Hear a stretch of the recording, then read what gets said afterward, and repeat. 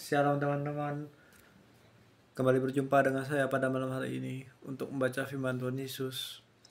Pada malam hari ini saya kembali akan membaca Wahyu kepada Yohanes pasal 14 ayat 1 pasal 14 ayat 1 sampai 20. Mari kita dengarkan perikop anak domba dan pengikutnya yang ditebusnya.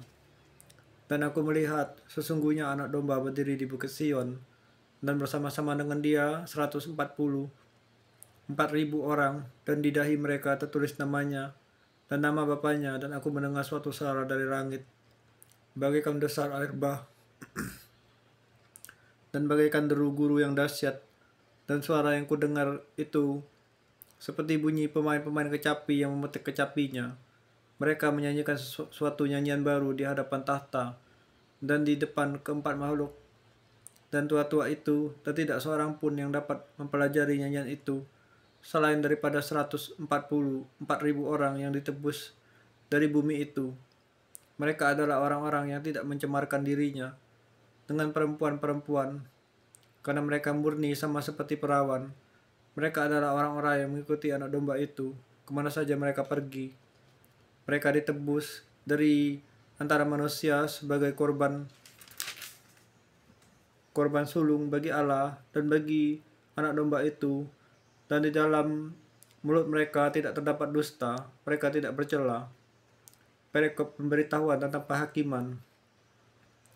Dan aku melihat seorang malaikat lain terbang di tengah-tengah langit, dan daripadanya ada Injil yang kekal untuk diberitakan kepada mereka yang diam di atas bumi, dan kepada semua bangsa dan suku dan bahasa dan kaum.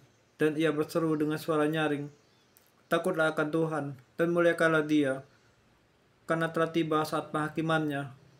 Dan sembahlah Dia yang telah menjadikan langit dan bumi dan laut dan semua mata air. Dan seorang malaikat lain, malaikat kedua, menyusul Dia dan berkata, sudah rubuh Babel, kota besar itu yang telah memabukkan segala bangsa dengan anggur hawa nafsu cabulnya.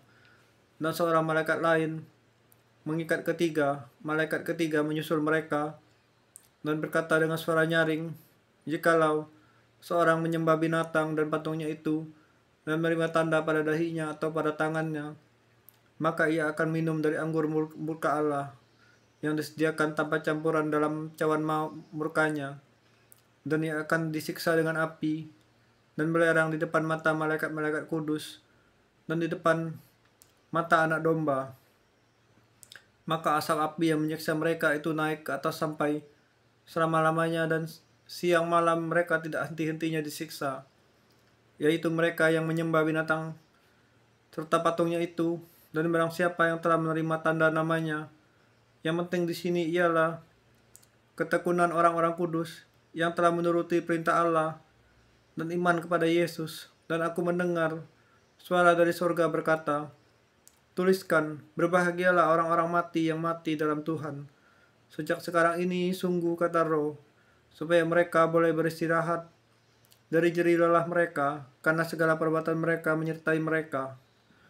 Ya Allah Tuhan Yesus surga, terima kasih Tuhan misian ku baca firman-Mu. Dalam Tuhan Yesus, kuserahkan segala kesesakan, kepahitan, kesusahan ini, kekhawatiran, kecemasan. Biarlah kehendak tangan-Mu yang menolongku Bapa atas masalah yang kuhadapi. Dalam Tuhan Yesus surga, aku berserah, aku coba berdoa. Iya, amin.